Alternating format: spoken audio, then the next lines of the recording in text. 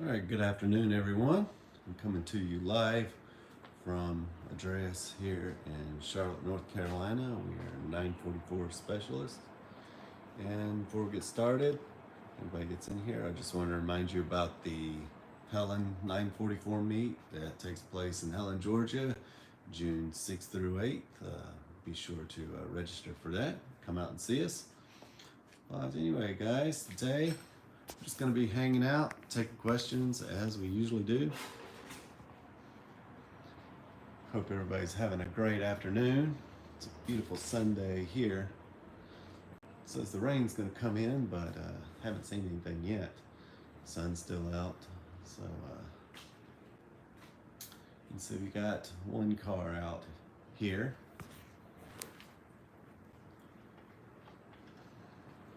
One went home, the other one's being test driven. And then we have an 84 over here that we're doing a lot of work to. So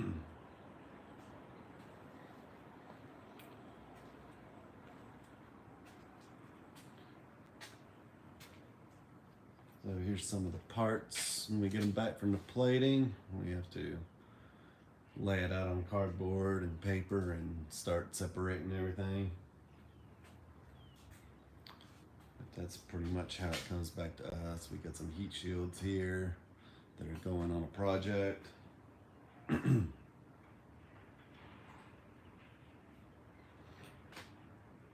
How's everybody's Sunday so far, and what are you guys working on?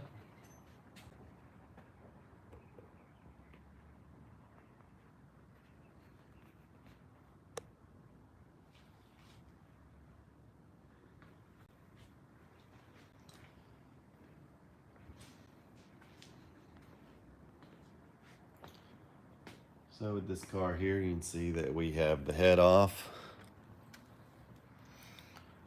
Had a lot of carbon buildup on the pistons.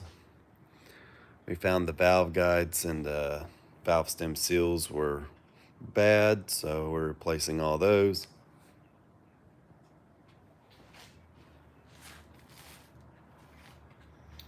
But when we got this engine, it was a pretty big mess, but we got it all cleaned up now. It's going to look great. We're going to be installing some new engine mounts, new tie rod in boots, just stuff like that.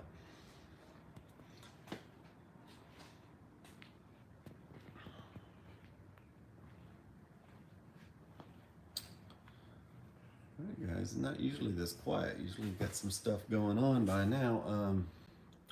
But yeah, you can see one of the cars is missing. That one's outside being test driven. We're gonna make sure that everything's going great on that before sending it home.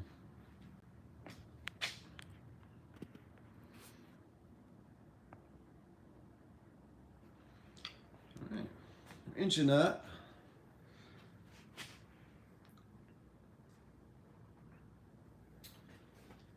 So guys, I'm not sure, maybe chat's not working. We'll try and keep it going here. We'll take a look over here at a few of the parts we got back from plating.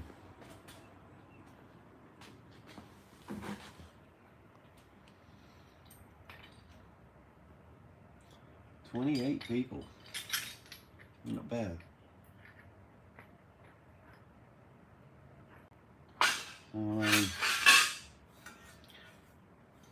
It's a starter heat shield for a 944 turbo. Sometimes once the comments start coming in, we get the segue into different stuff, body work, AC, no start conditions, etc. But yeah, usually you guys have looked the comments up by now. But we'll just hang out and see where this goes. I usually stream for about an hour, but so we've got 57 people now. So maybe everybody's trying to chat, but I haven't seen anything so far. All right, so we got Jim. He says, my cruise is not working. Where do I start diagnosing? So years ago, I think it's no longer available. I made a video on diagnosing the cruise control, but where to start really depends. I would say 90% of the times the computer's gone bad. So we used to go through, and I believe you have, what year is your car again? So if it's I know that one of your cars or your son's was a 84, but I can't remember if you had 85 or 85 when it's 85 and a half. Okay. So that changes a little bit what you'll check out, because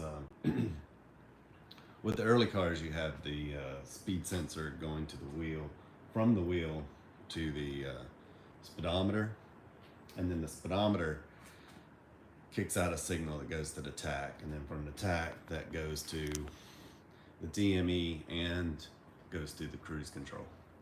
So with a later car, a lot of that is integrated from the speed sensor that's in the transmission, and then that goes to the cluster, and then all that's kind of put together. There's no daisy chain of wires. So like I said, most of the time it's going to be the computer.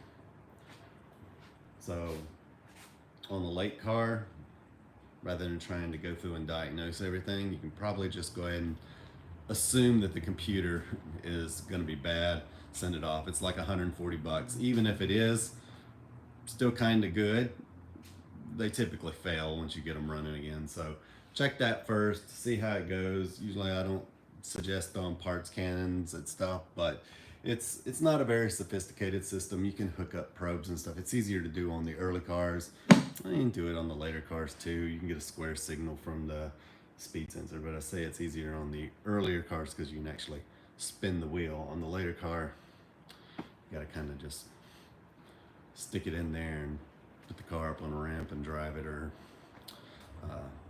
put it in drive for it to do all that. So I would just go from there. I would start with the cruise computer because that's 90% of the time.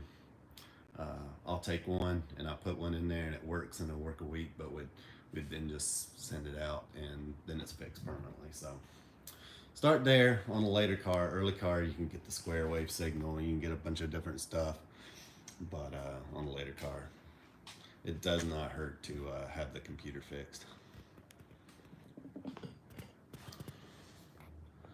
So let's see.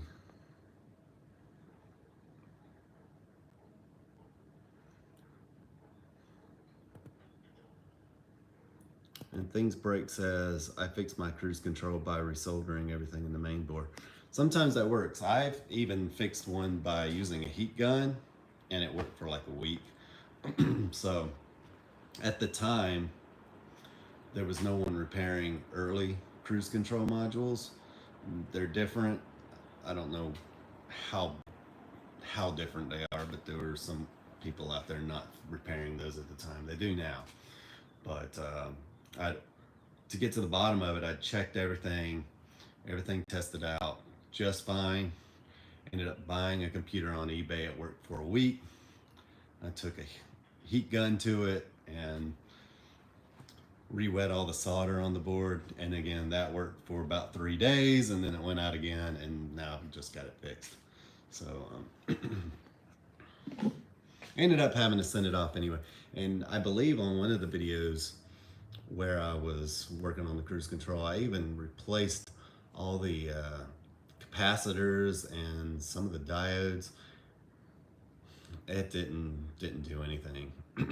So that's when I got one on eBay, and it worked for about a week, and then I ended up just trying the heat gun trick. That didn't work, so I just send them off and get repaired. It's not too expensive, and it'll last a lot longer than trying to do this stuff. Sometimes you'll get lucky with that resolder and stuff, but I have not had any luck with that.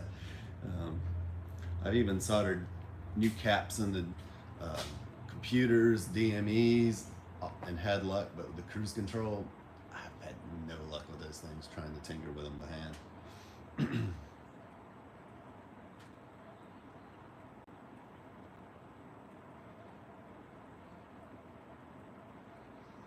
So Kenneth says, how many cars have registered for the hell of me? You know, unfortunately, I've been so busy here, just with life in general, that I have not had a chance to look. I want to say there's over 20 people. Usually we have about 20 to 30, sometimes even 40 people show up. It just depends on, you know, what everybody's schedule is. But I want to say that we have definitely got at least 20 people registered, but I don't know the exact number at the time. And all of you guys that have registered, thank you so much. I haven't forgot about you. I'm going to be sending out an email. There's some stuff that I was still trying to flesh out. I think we got it nailed down now, and I just haven't had a chance to go through and send all those emails out. But I haven't forgot about you. I need to get to where I do a little bit more marketing for it on Facebook. And Jim says, where is the computer? So this would be for you because you have a later car. It's gonna be right up in the footwell here. This is an early car, but it'll give you an idea anyway. So let me flip this around, and there's not gonna be any light, but okay, if you're looking at a dash in a later car, we'll just pretend this is a later car. The cruise control computer is right up in here. It's silver. You'll see it. It's going to have 2 plugs on it. And if you have an early car like this one, you're going to look and you're going to see the computer. You may have to remove a cover here. This one's missing, but you get the idea. Right here under the HVAC is going to be the computer, and that one's going to just have 1 plug on it.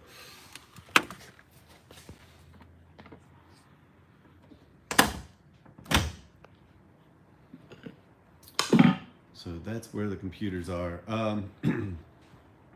I've seen people rebuild these servo units for the cruise control, but and I've done it. It's not too bad. You can just go in and re-grease everything, but I've never really found these to be the issue. It's always like 90%. It's always the computer. Yeah, no problem. So I would love to do a short briefing on how to test the cruise control, especially on a early car, but it requires a lot of setup to do that. It's not overly complicated. Basically, you would take the signal that comes from the speedometer. You'll see 2 wires that run to the tachometer, and you can put a voltage meter there, very low. I think it does if you're using a multimeter, you're not really going to see the square wave like you would with an oscilloscope, but you can see the voltage spike, and you won't see it creep up like you would if it was sort of a round or sine wave or something. In the square wave, you would just have it just sort of go up and down, up and down, up and down. It's like a spike. But it'll stay at that voltage a little bit, you know, and you can actually turn the wheel and watch it go up and down and up and down. Now on the later cars, you can't really do that, and kind of takes the fun out of it. But I've gotten to the point now on the later cars, I just send the computer off and that comes back and it works. So I don't have to go through a lot of diagnostics, but it does happen, and it's not the most complicated thing. Thomas says, on the pop-up headlights with the pop-ups adjusted as high as you can go, but the headlights still point way too low. Is there a way to adjust the headlights in the pop-up? Yes. So, let's see. We have the motor out of this headlight here. So, you can see everything's off. We're cleaning this up, but so for instance, you have the headlight popped all the way up, and you want to make sure to adjust until it hits that little bolt. There should be a rubber thing on the back of it, but I've got to hold this up. So you're going to see right here through that cover that there are screws then you're just going to turn those screws. So you'll just stick your screwdriver in there, and they're not perfectly aligned where you're gonna turn the screw and it's gonna like just lift it straight up. There is gonna be an angle to it, and if you go down here, you're gonna see that it also kind of comes down at an angle. But you just look in there, you'll see the screws. Make sure that you're not trying to unscrew the bulb out of the housing, but there are screws in there to adjust them, and then you can bring them up a little bit.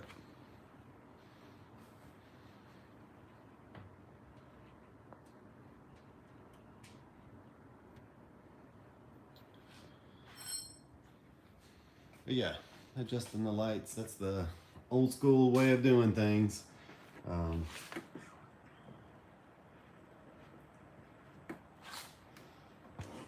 Pop them up, make sure that your headlight your bucket is adjusted all the way up, and if that screw back there underneath this point here, you'll see that there's a screw right there, and this needs to be adjusted so when the light's up it hits. Like I said, there should be like a little rubber cap on that, but if that's not adjusted, then you're gonna have the headlights shaking when you're on the road. So I just thought I'd throw that in there. I see that a lot. See a lot of people driving down the road with the headlight. You'll go over a bump and the headlight shakes, or they'll sit at a red light and the engine shakes them. Thomas says, thank you. One more thing. Cruising at 75 on the highway in 5th gear, what should your tachometer read? I'm about 3,000. That is about correct. Let me think. For 924S, I think that with the shorter 5th gear, they're around 3,200. You should be around 2,800 in a 944, but that's not really that far off. Well, 75, that'd be right. I'm thinking 70. So in my 924S, I'm right at 3,200 RPM at 70 miles an hour. And I would probably be like a lot. Okay, it's a turbo. So a turbo has about the same gearing, but gear-wise, but they had a different differential in there. It's bigger. A turbo, yeah, I'd say that's somewhere about right for a 944 turbo. That's 75, yeah. I'd maybe a little less than that. Maybe the tachometer's wrong, but it's the ballpark. It's definitely the ballpark, I think. It's been a while since I drove a turbo up to 75. But I can look back, maybe there's some old footage. I got a bunch of turbos here I could just go out and drive, but there's not a road within 5 miles of here that I could get up to 75 on. Everything's bumper to bumper. But yeah, it's not terrible.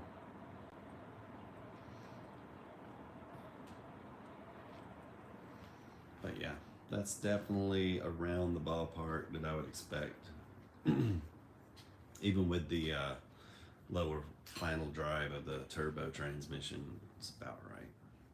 Because it kind of trades off. You have the shorter 5th gear in the turbos as well. So they had the short 5th gear like the 924S's in the European or ROW models did. And Kenneth says his speedometer might be off a little. That's also true, and that's also a fair point. A lot of these speedometers are off a lot.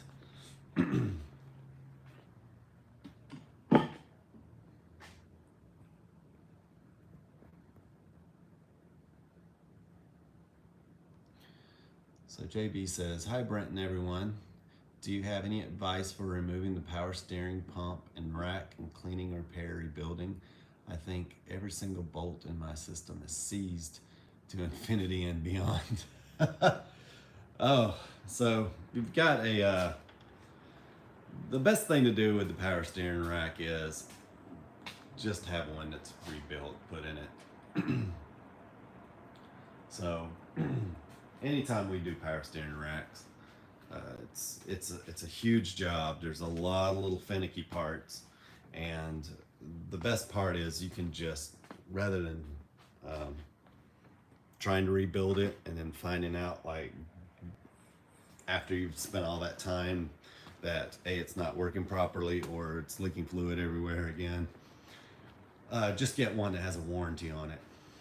So let someone else that does it all the time do it, and that's gonna help your success rate.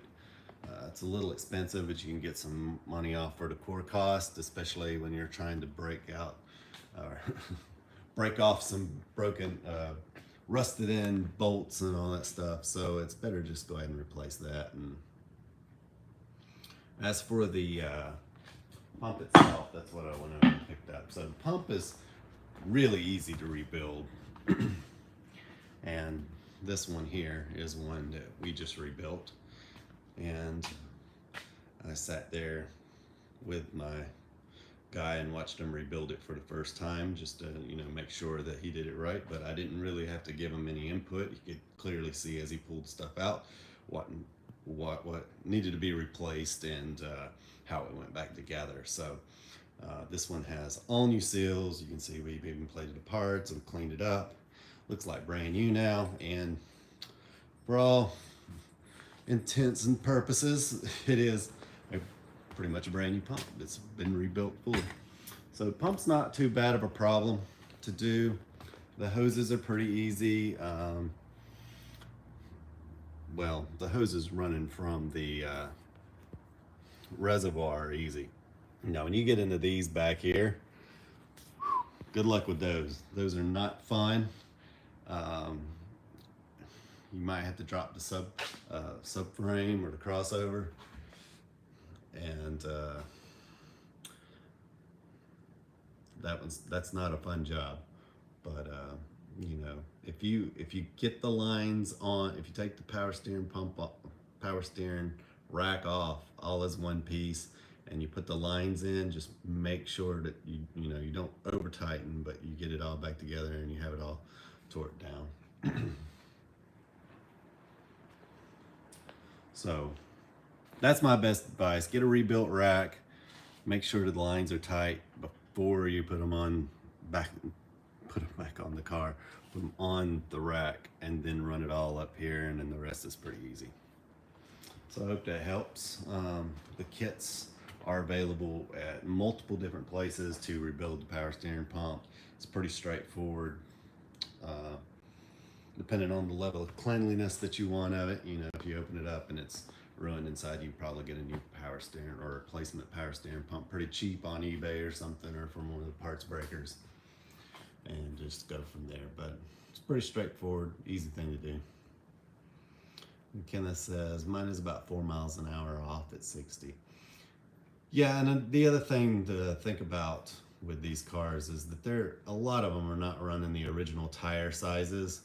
So that also throws the speedometer off. So on my 924S, I'm running 1987 late offset 944 wheels to help fill out the fenders a little bit more. But not only that, it gives you, the 924S originally came with 15x6. They were 6-inch wide wheels, and the 944 had 7-inch, so I've got a wider wheel on there, so I put wider tires on it, and of course that changes what tires I put on there. And in order to fix that, I actually went in and manually adjusted the speedometer, and according to the GPS, I'm within a mile an hour, all the way up to about 70 miles an hour. So, but you know, it's you gotta go in and do some stuff. So, you know, we get these cars here all the time. They'll have 225/60, or they'll have 205/60 in the front, you know, and just running that different aspect ratio will throw the speedometer off a little bit. So I believe what the original would have been, you know, the original tires would have been 205 on the front, but I see 225s in the front. Not that that's going to make a difference on a later car, but you know, you just end up with all sorts of stuff. So that's something to consider. I would take the actual mileage as a grain of salt, use a GPS, and just see how far off it is.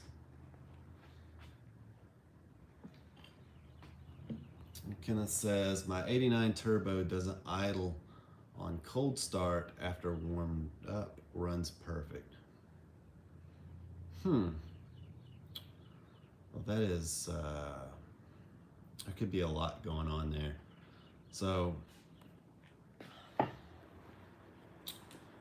sometimes now, if you said it didn't start, that would lead me to believe that maybe you got an issue with your DME temp switch, or temp sender rather, right here. But saying it doesn't idle well when cold, it could be the ISV. Maybe something, it's just not working and it's not giving enough air to mix with the extra fuel when it's cold, and then once it warms up it needs less fuel, of course, so it doesn't need as much air. You could try adjusting the screw on the idle, screw on the throttle body for the idle, and see if just opening that up a little bit helps. But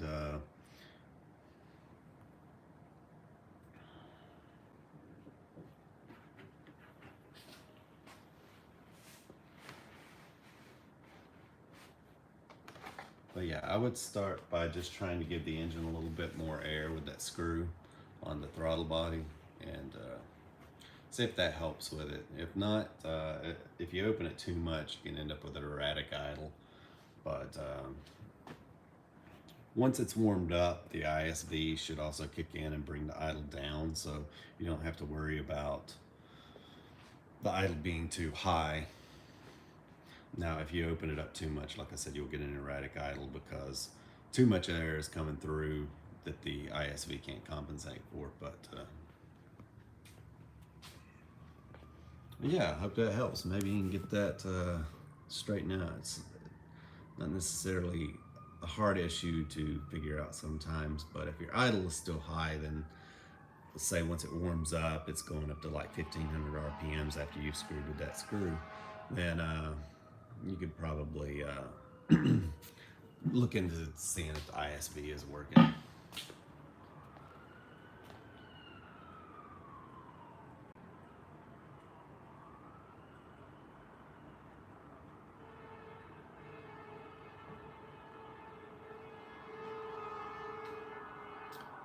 Sounds like a bunch of fire trucks going down the road.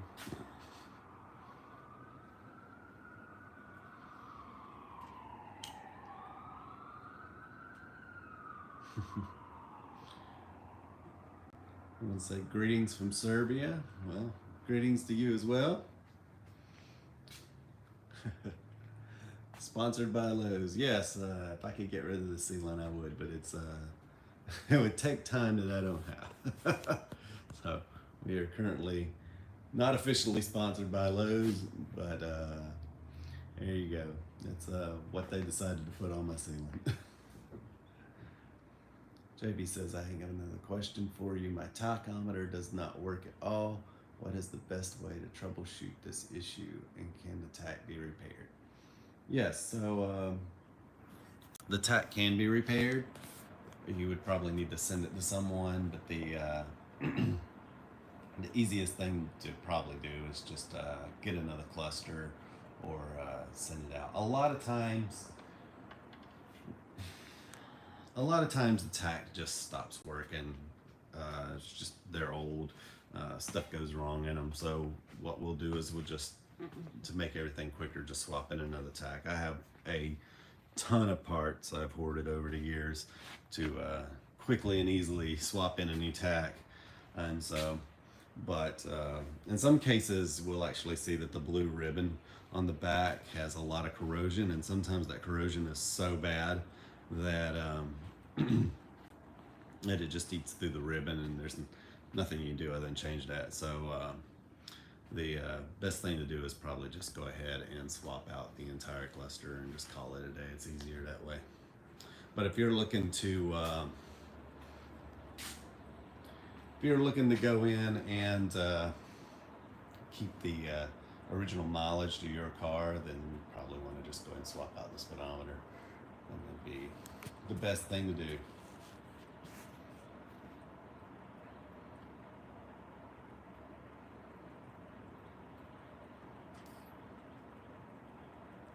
Robert says, I have my intake manifold off due to some maintenance. I'm eyeing up the air separator seals, but I thought you said that you need to remove the turbo to replace the seals. Really? Yeah, I don't have a turbo broken down right now, but yeah, the heat shields, now if someone's removed your heat shields, you don't have to, but the heat shields are actually tucked in behind this. Wait a minute. Okay, so here's something I can show you. So, all right. So, if you look here, let me move this out of the way. Maybe I should get a light. But you can see the bolts to the heat shields here. Now, you cannot remove the AOS right there. I need a light. Let me go get you a light. So we have the AOS there, and there's some heat shields in the way, and those heat shields are blocked by the downpipe on the turbo. So the only way to remove the downpipe on the turbo, unfortunately, is to pull the turbo. You have to separate those two while the turbo is out.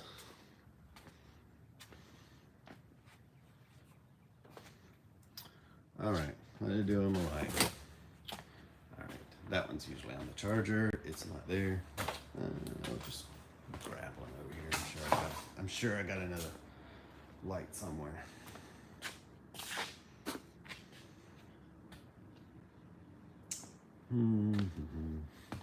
Of course not. On live streams, you never know where anything is.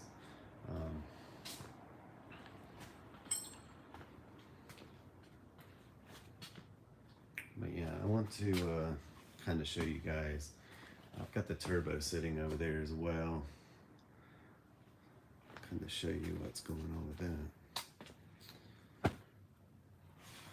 Okay, well, I have a ton of lights here, and I forgot what we were looking for last week. Oh, the multimeter. Last week I couldn't find the multimeter. Well, it was on the cart, sitting right there in front of me, and now this week it's over here, so I know where that's at this week. But now, okay, I just need to check the cart. All right, so we're gonna try that again. All right, so here we go.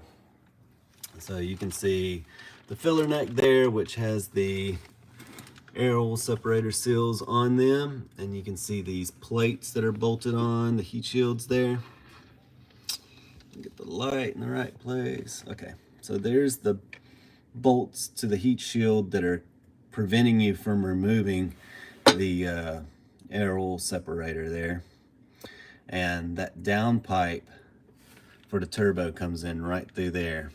So in order to do that, you need to be able to remove the turbo, so that way you can get downpipe out of the way and access those bolts, and then pull those out, and then you'll be able to get in there behind it and replace the seals. So it's not a very fun job at all. Robert says, okay, thanks. I'm going to remove the turbo. That's not too bad. That's all I can do to the AOS seals. Awesome. Yeah, it's not the end of the world. It's not a fun job. The worst part of removing the turbo is removing the crossover pipe. That's not the fun part. That's not fun at all. But everything else isn't bad. Unbolting the downpipe from the rest of the exhaust is pretty easy. And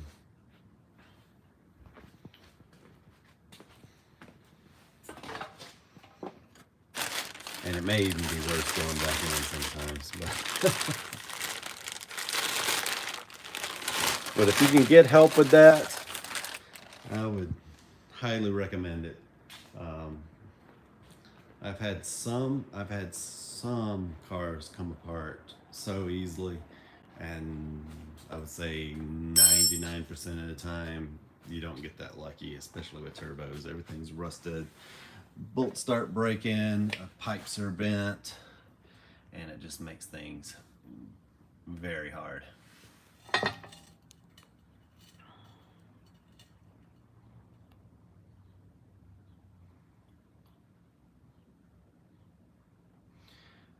He said, okay, thank you. I may just ignore it for now. Too many issues to fix, not enough time and money. Yeah, on the turbo, you'll see that a lot of oil gets in there, either from the turbo itself, the seals in those can leak over time, and you know, there's no real way of like completely getting that oil out of the pipes. I mean, you can, but sometimes you can't. I've seen oil in some of the best looking engines, especially on turbos anyway. Again, with the under intake stuff, my Venturi system needs help. Should I do the delete? Yeah, that's up to you. I mean, they said if you're gonna do a kit that just deletes it, that's probably just the way to go. But keep in mind that there are some things you might have to modify here and there. One of them being that the Venturi deleted cars, they have the vacuum going to the let's see if I can flip this around. Let me get the light before I do that though. I'll let that light over here. So you can buy the deleted Venturi delete kit, but there's still some things that you may need to keep in mind with that. And I'll show you how to do this. I mean, it's not a big deal, but so this car is getting a Venturi delete, and you can see this hose comes up here, and I think it runs from right here. This one goes, this hose here goes to the ISV. This hose here comes around and goes up to this to the brake booster. But on the Venturi delete cars, you'll notice that this hose actually comes all the way out and connects to the brake booster right there. But you can't really see it here. On those cars with the Venturi delete, they'll have the port running to the HVAC system over here, ported off this stuff, so you have to switch it around, or you have to cut it to make that work, because this one still has that tie-in for the vacuum that comes off that. And there you go, just some things to keep in mind. We do Venturi deletes here. It's not a big deal. Doesn't seem to make any difference. Just want to make sure you do it right. The factory actually had a little baffle on there, but a lot of people don't put them on there. So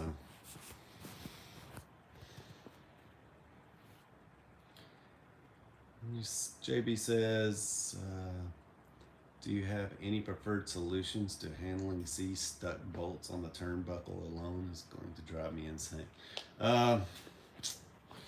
No, we often have to take them off, put them in a vise, and break them free that way. And sometimes they don't. And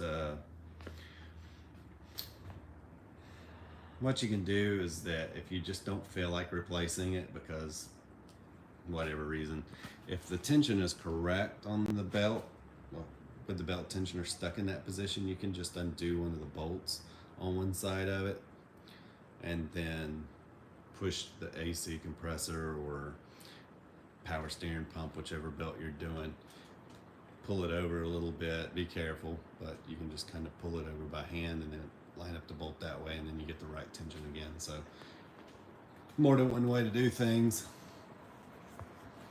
But most of the time when that happens, we just stick them in the vise and we find a way to break them free.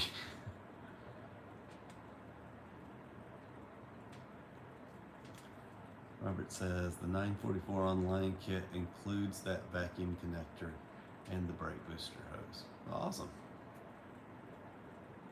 I think that's the one we have here, but I think it was for the Venturi delete, and we didn't have that with it. So they might sell two kits. I have not checked in a while.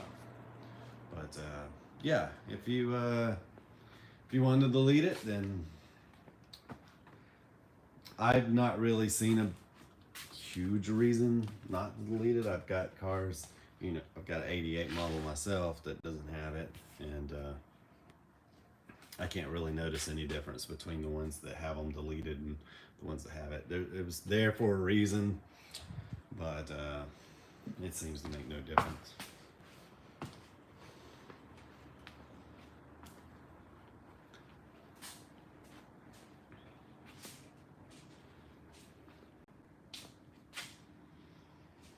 So in most cases, we will keep the Venturi. Like on this 84 here, we're just gonna clean everything up. We're gonna keep this on this car, but the Venturi delete seems to be more of a thing that you wanna do on the turbos. It kind of frees up a little bit of room because there's already a mess underneath the intake on those anyway.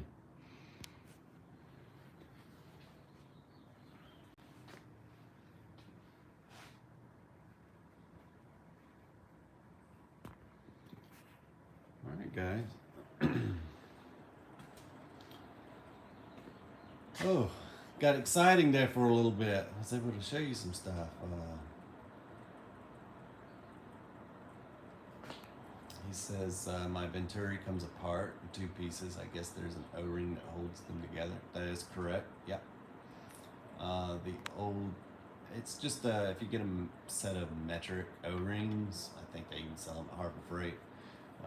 It's just a metric O-ring in there. I don't know the exact size, but you can kind of figure it out. But yeah,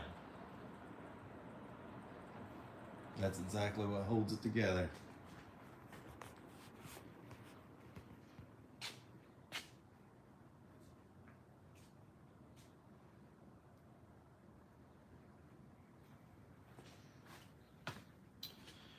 All right, you guys got anything that you'd like to see? Don't have a Venturi pulled apart at the moment, but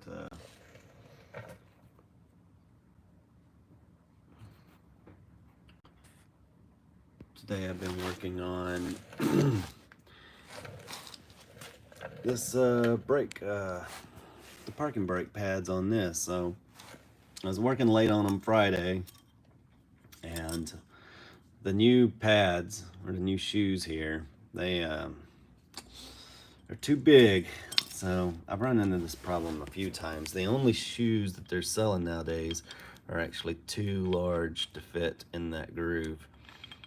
So it's got me at a stop for now. I have to get that fixed, and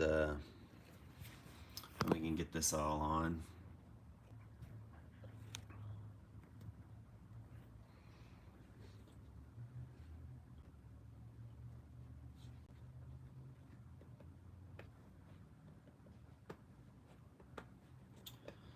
So JB asked, is it possible to power down the power steering system without harming the car overall? I've seen mixed opinions on this and whether or not it's harmful to the steering system or not.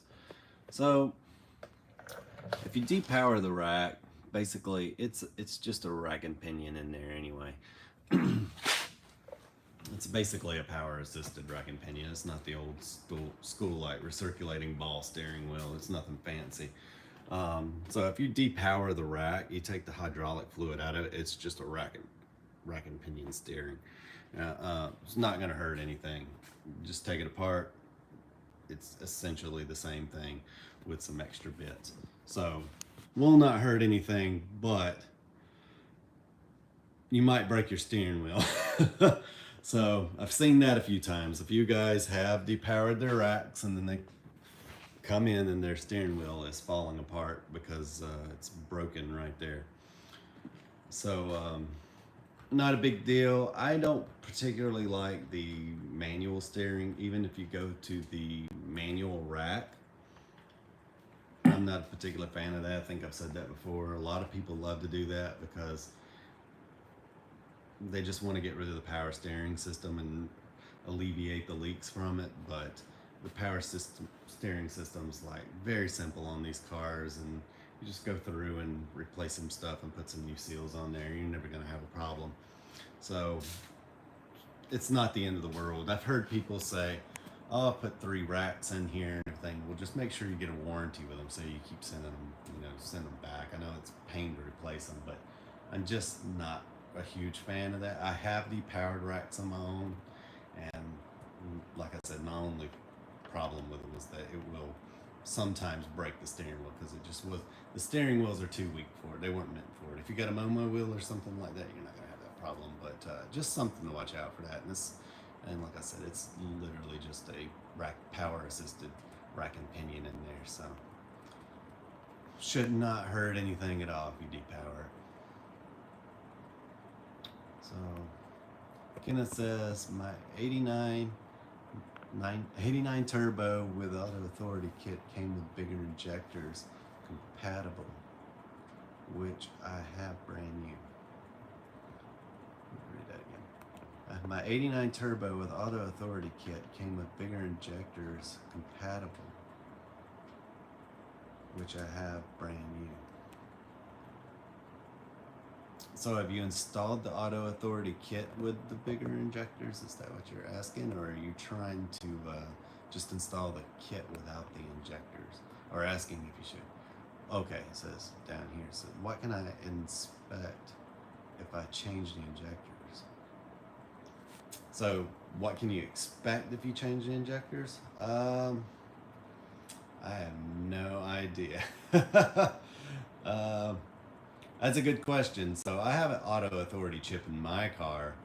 I don't think I used their injectors. I used whatever came with that engine. I don't think they were auto authority injectors. So not really seen that many kits, and I don't think I've ever seen one use the thing. So it's very hard to say. I mean, it's not really gonna make any difference with the auto authority chip unless you shim the wastegate or something, or up the boost pressure somehow. If you're still running like the stock boost levels on that, then it's going to run pretty much like a stock car. So with the auto authority chip, it should be able to map out a better thing once you started boosting the boost levels, or increasing the boost levels rather. But without that, I don't think you're going to see anything, even with some injectors on there.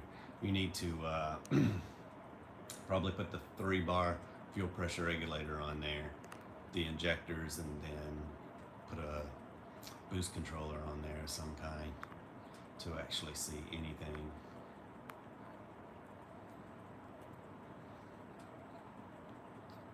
P83 says, I enjoy having the manual rack. Yeah, I had a 83 and I enjoyed it. But I wouldn't have put power steering in that car, but I was also not going to put a manual rack in one of my cars. But yeah, they're good for what they are. If you keep the car moving at all times, even at like a half mile an hour, they're great. But I've depowered racks in my own car, and I just eventually, I've done the same thing. I depowered sunroofs in my own car, and every time I've just went right back to the power steering, I went right back to the power roof. But that's just me, but let's see. That's good to know. Thank you. The car is such a junker. I would not trust the steering wheel not to break it. Army says, is that a 944 behind you? Yes, we have about 15 here.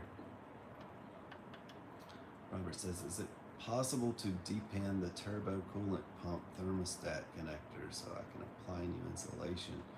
It is a big round barrel connector. Turbo coolant pump thermostat. Oh, you're talking about the one on the front of it. So I'm assuming you're talking about the turbo thermostat up here in the front. Is it possible to depin the turbo coolant pump thermostat? Or are you talking about this one? So I can install new insulation. It's the big round bear. Okay, you're talking about this one over here. Where's the, yeah. Is it possible to depin this one? I've never tried. You can see that, I can't tell if that's a repair, but a lot of times if these need to be replaced, we're just gonna solder in a new wire there. I've got all sorts of depinning and decoupling tools, but I've never tried that one.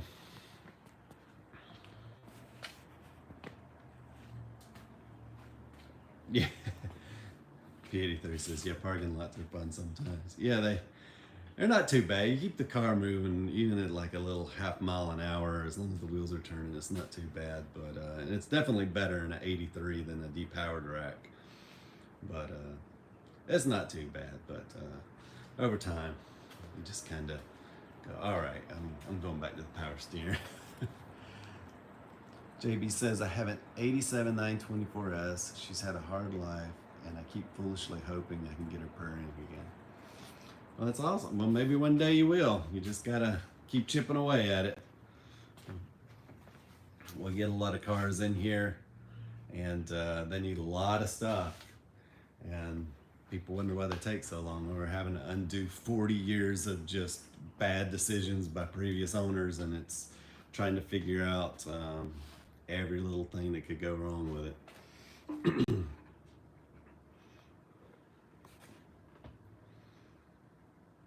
P83 says, silly question about my O2 sensor. The casing on the connector fell apart. Can I use a bullet connector to be used to replace them? So I know exactly what you're talking about.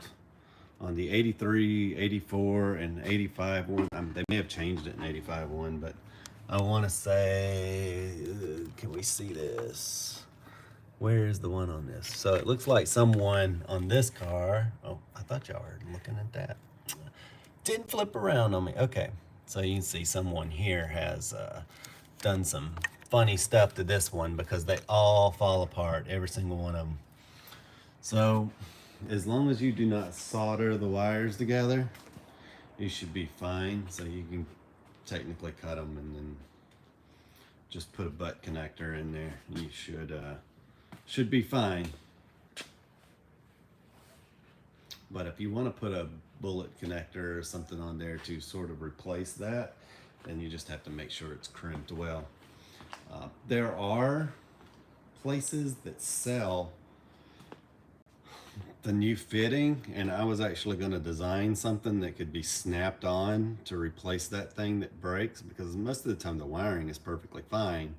It's just that little plastic part crumbles, and they do sell them, they do all sorts of stuff, but you either have to like butt connect and just it in, or you got to replace the whole wire from the DME, and I'm like, that's a lot. You just really need something that goes over that and call it a day. So I've been thinking about working on something like that.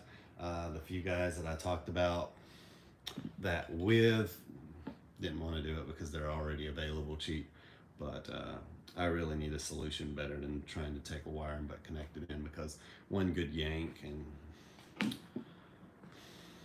it's the end of that. So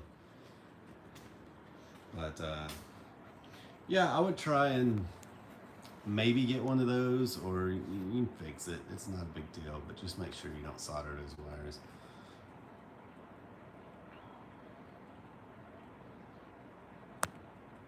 He says, yes, that piece crumbled. Yep, they all do. So nothing to really worry about. There's not really anything that you did or could do about it. They made that plastic out of only the worst junk they could find. I'm sure I could come up with something funnier than that, but yeah, sometimes it's like the dashboard. Someone on a forum years ago was talking about the dashboards in these cars, and they said something to the tune of, they made it of the finest cardboard. So, but I don't think I've got an early car here that has one, but we run into it all the time. Oh, and someone had asked earlier about fumes, but let me go back up. Okay. MT says, you covered gas fumes venting last week. If the plumbing is still installed, what troubleshooting steps should I engage so I can drive without getting dizzy? Good question. So with this, you might be able to like disconnect the charcoal canister hose like right in here, and maybe put a regulator. Make sure you put a regulator on it, because you do not want to send like 120 psi into this. So a lot of the new air compressors these days, they come with a regulator on them, but that wasn't always the case. So if you have an older compressor, make sure you put a regulator on there. Shoot about 5 psi into that, and just see if you can hold it there for a while and see if that leaks down any, and you should be able to smell fuel coming from somewhere in the fuel lines. I've even seen on later cars, this is the funniest thing, on later cars, there is a section that is sectioned together with a cloth braided hose, and those just fall off. They shrink over time and they just come undone, so you won't even know it, but you got a giant leak in your evap system right there.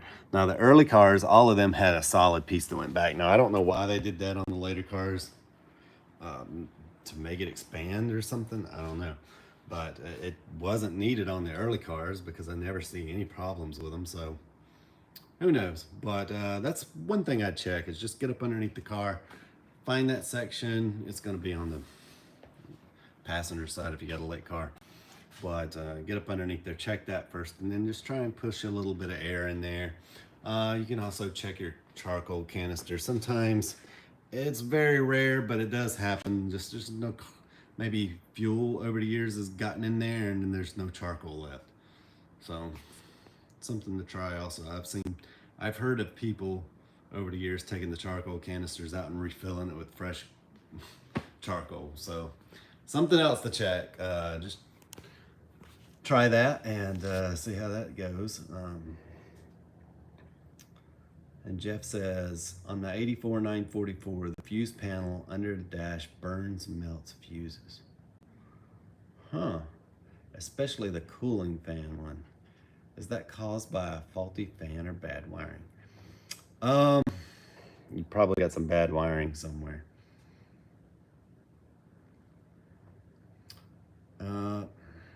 It seems kind of odd that the fuses aren't blowing though, but yeah, a lot of amps to do that. So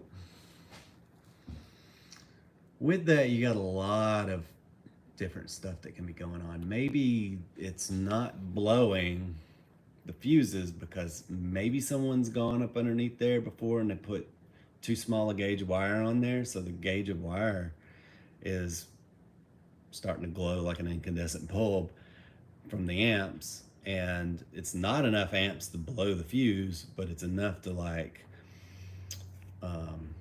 just melt the fuses because there's a lot of amps going through those wires. So you might want to check to make sure, you know, I would check by first checking the resistance on stuff, making sure nothing's blowing out. I would think if something was melted together, the fuse should blow.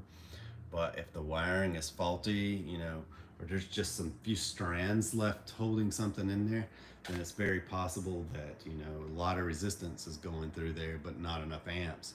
So you got a ton of resistance causing a lot of heat, but not enough amps to blow the fuse. So yeah, I would definitely check the wiring, and you know, also make sure that you've got the right gauge of fuse in there, because for a fan, you can't really, I mean, 25 amps is, some of them run 16 amps to 25 amps. I can't remember which one it is, but I don't think you're going to hurt anything with a 25 amp being in there. But that shouldn't be melting, and anything lower than that should blow. So yeah, I'd definitely check the wiring and just see how it goes. Maybe someone's gone in there and done something, or maybe there's just something loose and there's just the tiniest bit hanging on, either by a thread or just not plugged in well. You never know. Wiring's a tricky thing like that, but they do get hot. So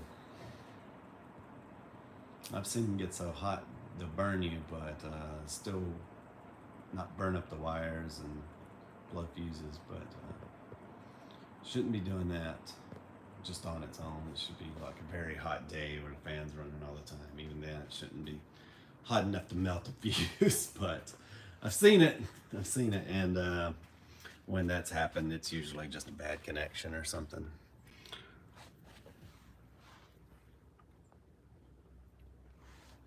So what my car would do when I first bought it was it would melt the air conditioner relay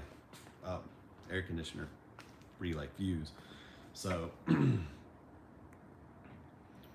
that was a fun thing to track down, and it was just dirty connections. Yeah, no problem. Hopefully it helps. It's not fun. It's not a fun thing to track down, especially on the early cars. A lot of people will say make sure you get the ceramic fuses and stuff, and that opens up a whole nother can of worms. I would rather my fuse melt and lose connection than burn up the whole wiring thing. So because while the ceramic fuses are better, you're like, oh, I'm not melting the fuse, but now you're melting the wiring, because fuses pop due to amps and not resistance. So the plastic ones are a little bit better because they're going to blow out that due to amps and resistance at that point. So just something to keep in mind.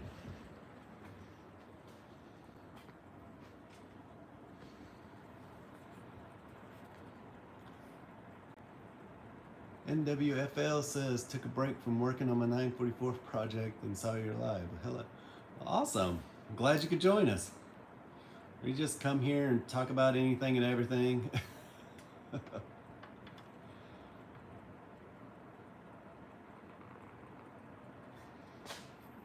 So what are you working on?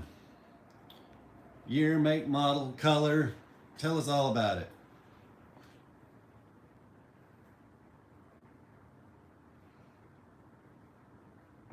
So I love the new shop also. I'm a subscriber. Well, awesome. Yeah, I don't get to make very many videos in here these days. I am always busy with something.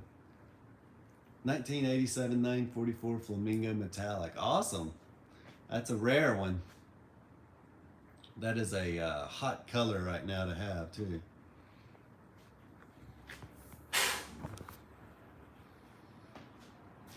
So what are you working on with it? What's everybody working on? Everybody should just post their cars in here, and then we'll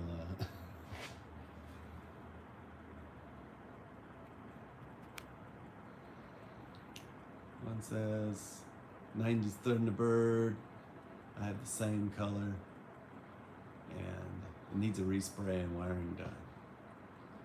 That seems to be every one of them, so don't feel bad. That's all 944s.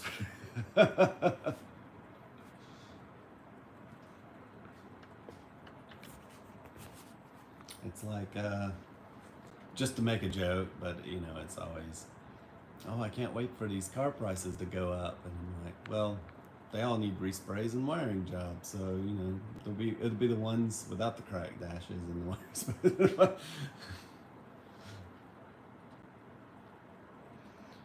JD says mine is good old Guards Red, the classic. Nothing wrong with it. I love the red cars. You'll hear people say, you know, oh, I want anything other than red.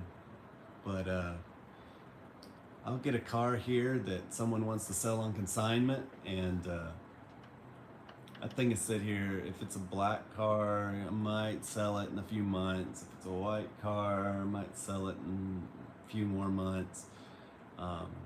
If it's anything that's not silver, white, or black, it just doesn't sell, and not very quick. They will sell, but not very quickly. But everybody's like, oh, I'd rather have a silver, white. You know, you get those other colors other than that, and you'll sit on them a year. It's like they're hard to move. And you'll get a red car and it's gone in like a day. The second you post it, it's gone. And it's like, everybody's always like, I hate the red cars. Why are there so many red cars? And it's like, well, you know, they do sell. People like them. It's unfortunate for the people that don't like them, but it's the way it is. You'll be sitting on that thing a while if it's not red. It's like, but a flamingo, and those colors though are becoming very popular, and a lot of colors are, but but no, it's always funny to see the dynamics of stuff and how people will just say, you know, in random forms, different things, and then the young kids coming in, they always go for the red ones. He says, should I drop a coin and keep the 944, the original Flamingo metallic, or go with red? I do want a red one. So, to be honest with you, and I would go with the original color. Can't go wrong with the original color. It's going to be the best thing probably to do. And that particular color is like really in style right now. My mom's car was repainted that long before she ever had. It's a very similar color. It's the platinum metallic, but I don't know why someone repainted it flamingo, but and I don't know that it really is, but it looks very close to it. If you park next to it, it's pretty close. And people just always come over to just look at it. So it's one of those things. It definitely keep the flamingo and be unique, is what JV says, and it's they're all beautiful. Exactly. I love them all, and if you want to get a red one, then then there's always room for another one, you know. This is the way it goes. Next time, get you a red turbo then.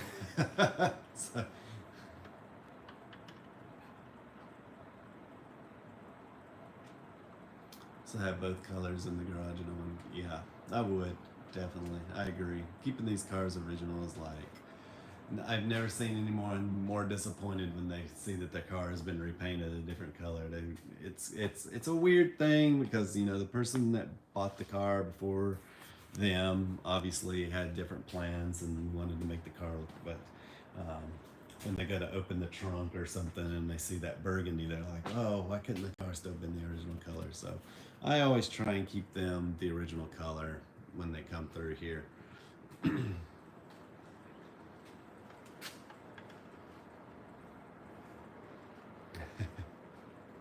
He said, I've been looking for a red turbo, but I gotta sneak it past the wife. Oof. Well, just keep in mind there are such things as storage lots. But I also don't want to be like harmed in my sleep, you know, so I know the feelings. Robert asked, are the bumper impact shocks one-time use? Yeah, unless it's a little bump. If you bump it or something, it doesn't pop, then, but once they pop and they don't come out anymore, yeah, it's over for them. If you've been in a big impact, yeah, they're one-time use, but like if you just bump into a wall or something and it springs back out, yeah, they're meant to take a impact and kind of spring back out. But so yeah, they are and they aren't. How about that? Kind of hard to describe. All right, but yeah, if you've hit it against something and it's obviously like collapsed, not coming back out, yeah, that's it for it. No repairing.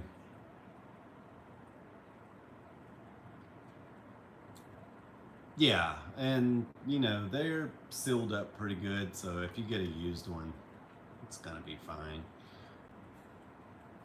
I've seen a lot on eBay that they put a coat of paint on without even removing the rust and want $75 for them. So yeah, I would just get some used ones somewhere for like $30 and call it a day.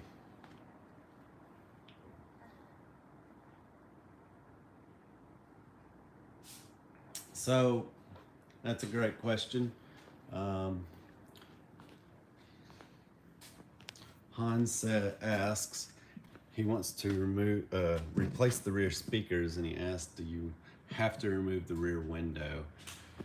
It is a 924S. Well, you're kind of in luck. I've got a rear quarter window out of this 924S over here, and so a car just went home the other day. Let me walk out here and see.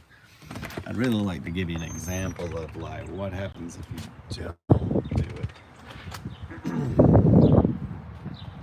So, I don't know that I have any here. Let's see. Please be one, please be one, please be one. Okay, yeah, I think so. All right, so there's pollen all over here. So, I'm going to show you. There are forums out there and people that will tell you you do not have to remove the window and all that stuff to replace the speakers, and they are correct. You can cut corners with it, but let me show you the results. So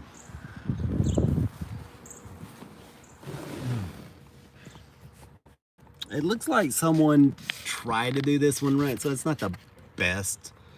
This one isn't the best one to show, but there was a car here last week where someone just cut this right up against the rubber and pulled it out, and I'm telling you, over time, this just separated so bad, it looked horrible. And when you're walking by, I can't really see in there because all this pollen, but, and the window's tinted, but let's see, you can see, normally you can see how bad that is. So I recommend always taking those, take the window out. It's not that hard, and it's easier to get it back in than it is to get it out. The reason for that is, now I'll take you in here and I'll show you this. So it looks like they actually, in that car, that example there, they just couldn't get it back in because they didn't take the window off. But now that panel's ruined because it sat like that for so long that it is come undone. But ordinarily, you see with the window out, this vinyl wraps around the lip of the car right there where the spot welds are. So if you don't take that out right there, then yeah, it's gonna be very hard to get the leather back in there correctly without bunching it up and making a mess. And two, if you cut it, then it's just gonna separate and it's gonna pull away. So the reason why that's done, why it's wrapped around like that, is because it actually holds that to the body of the car, so it doesn't separate and it doesn't begin to pull away. So as the humidity and all that stuff occurs inside the car, that panel will actually warp, and then you'll end up with stuff like this here. So this is a panel here that was not secured properly, and it warps and falls apart, and you got to replace it. So take the window out.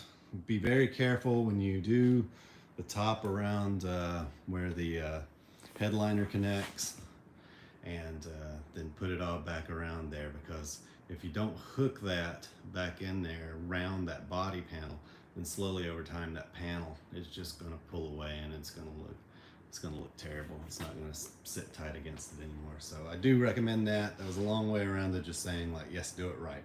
Do it right the first time, because what may look good now, it's not going to look good later.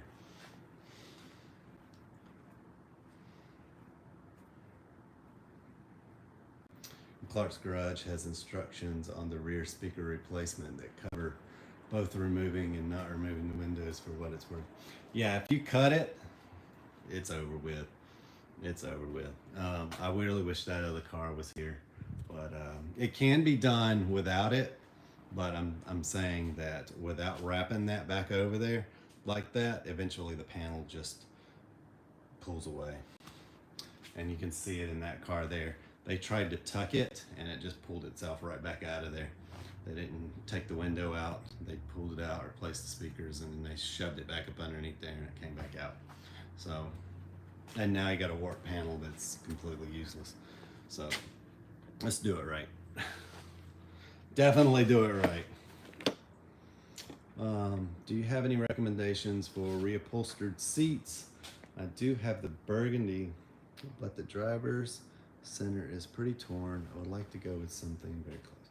So there are a couple of places. I would just go online. If you've got some time, I would just look around. There's several places now that are remanufacturing them, and some of them are even like on eBay, and there's only 944. Um, kind of see what your options are, and talk with the people and see if you can get, because we do have someone in-house that makes our seats sometimes if we can't find something that's pre-made. So if what I'm getting at is that if it's just a black leather seat and we can get someone to make that for us, it's going to save us a lot of time. But if it's got a pattern or something, uh, like it's a Porsche seat and nobody else can make that for us, or it's a unique stripe thing, then we'll do that in house.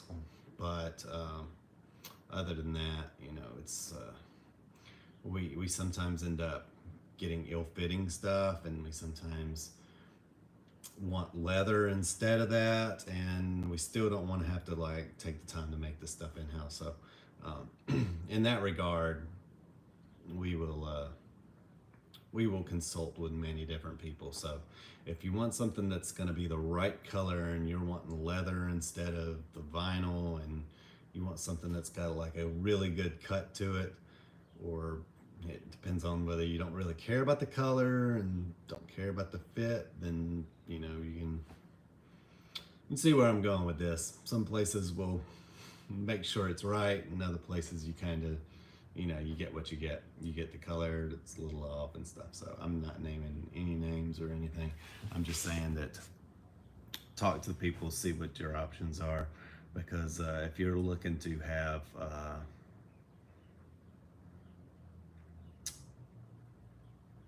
and I'm actually rereading this. I was reading, I'm so used to saying driver's seat.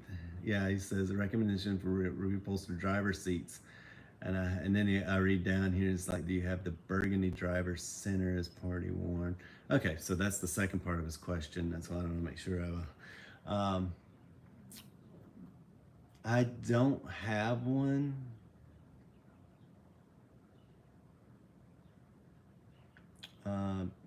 I'm sure that you might be able to get with a parts breaker, and they could probably find you one. All right, he says that's fair. I appreciate you signing off and getting back to the grind. I heard that. Happy Sunday, Shane says. Okay. Do you have a practical opinion on the throttle response disc mod? Is it any good? I've often said I don't do these streams to make friends, and I am not a fan of those things. People love them. People do love them. I'm not a fan of them. The problem that I have with them, I've got 40 of them laying around here, and any chance I get, I put the stock stuff back on there. But that's not to say that you can't do something that is pretty fun. Keep in mind, this was something that Meister came out with in like the 1980s, and so this is like the original one here. And then you got a throttle response cam. I'm sure I've got like 50 of those around here. And so the thing about them is that if you JB says he also has to sign off. Well, I hope you guys have a great Sunday. I'm probably going to sign off here in just a minute, but I know I've got a throttle response cam here somewhere. I've described it before, but basically they just take the arm and cut it off there, and this arm is there to not only like give you, now they'll advertise these the ones as a more linear throttle response, the round ones, but okay, here you go. So there you go. That's the, I knew I had at least 5 of them laying in front of me. So this is the throttle response cam that he's asking about, and this is the factory one. So if you line this up, you're going to notice that it's literally just this arm cut off there, and they advertise these as being more linear, but that is absolutely not the case. So what happens is when you remove that arm, like the first pull on the throttle, will make the throttle open more than you're used to, since that arm comes up. But when you remove that arm, now it's going to flop open a little bit more. But once you reach that initial threshold, the radius is still the same, so it goes back to the stock configuration, if that makes any sense. So the way the shape is of the throttle body is that with that arm, you have a linear opening, so it opens the same amount to the same throttle input throughout the whole range. But with this, now it's opening quicker to begin with, but now it's slowing down because the way the throttle body is set up. So basically, due to the way the throttle body is, now with that, it's opening quicker without that arm, but then it goes back to the original shape once it reaches a certain point, and then it slows down again. So it actually, you get used to that opening so quickly that once it gets to there, it kind of makes it feel like there's a dead spot in the pedal. So this is linear. Those might be sold as linear, but this is not linear. It opens the throttle body very quickly at first, and you feel a little bit more pep, and then it goes right into being the same aspect ratio as the stock one, and then you end up wet butt, feels like a dead spot in your pedal. Not to mention that you can no longer use your cruise control with them. You'll just end up jerking all the way down the road. So I've come up with, and I have never really had time to mess with it, one that works with cruise control and one that does away with that dead spot in the pedal there and is actually linear. But I just haven't had time to do it. But no, save your money and enjoy your car for what it is. It's not worth it. If you want to experience it driving off the line, just give it more gas. But anyway, guys, I'm gonna get off here. Like I said, I probably don't make too many friends with the things I say, but yeah, keep your power steering and don't buy those throttle cams. But anyway, guys, hope you guys have a great weekend, and I will not be doing a live stream next week, but I'll be back the week after that. So anyway, guys, hope to see you then. Have a great Sunday, and thank you all again for showing up.